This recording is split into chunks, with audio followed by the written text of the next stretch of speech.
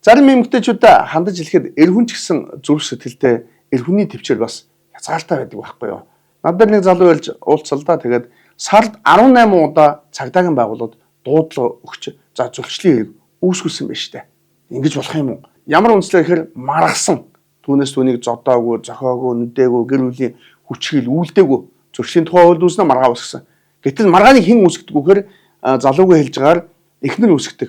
Өөрөө загнаал, өөрөө урлал, өөрөө цагдаа дууддаг. Цагдаад очихороо маргаан болсон гэдгээрээ залууг буруутгаад идэг. Гэтэл хоёулахнаа байсан бага насны хүүхэдтэй хинээс эхэлж маргаан uuсныг цагдаа тогтоох боломжтой юу? Боломжгүй шүү дээ. Тэгээ эцэс дуудлага өгсөн зөвтөөд дуудагч нь буруутдаг иймэрхүү байдал яваад байгаа байхгүй.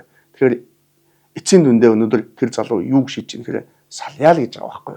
Болноо бүтнэ гэж сайхан амьдрнаа л гэж одоо их нэлтэй болсон, хүүхэдтэй болсон эцэст нь тэгэд салах сонголт хүнд үлдэж штэ. Ийм учраас эр хүний төвчээрийг бас бармааргүй л байгаа юм да. Зарим эмэгтэйчүүдийн хувьд.